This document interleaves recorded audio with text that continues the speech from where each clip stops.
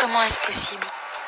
Je m'habitue à cette jalousie, à cette cohabitation, à cette amitié forcée, à ces bruits. Chant du coq et bêlement des chèvres au réveil, à cette toute autre vie.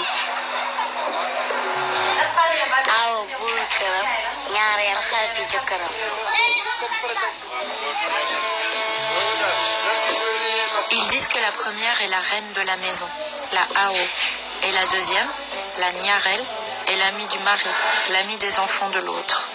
Moi je suis une Niarel, je suis l'amie de mon mari.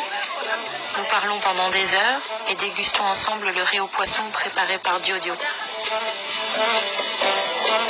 Je découvre des codes. Dans le même temps, je les déjoue par ma position de française. Ce printemps-là, je suis par cette culture que nous a inculqué l'Occident et qui ne nous a jamais laissé une chance de nous découvrir. Et pour moi, ouvrir la page africaine avec elle et lui faire découvrir nos traditions, c'était une manière de manifester ma personnalité.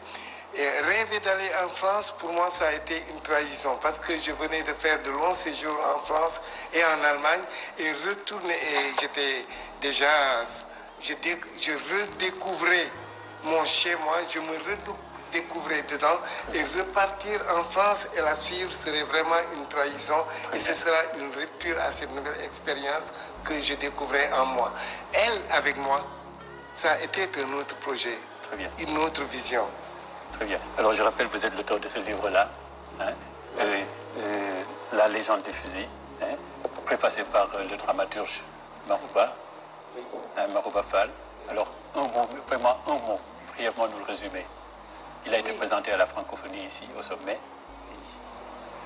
Bon, c'est l'histoire de l'Afrique, de l'Afrique précoloniale, de l'apparition du fusil et le combat du dessein du peuple noir contre les armées des colons. Alors, voilà ce que ça signifie. C'est une pièce de théâtre qui a été présentée à la francophonie. Oui. Et aujourd'hui, elle est traduite en italien et peut être présentée au niveau de certaines universités italiennes pour qu'il y ait une intégration entre les universités. Très bien. Dernier mot à Caroline, mais brièvement, vous organisez des ateliers d'écriture en scénario et en roman.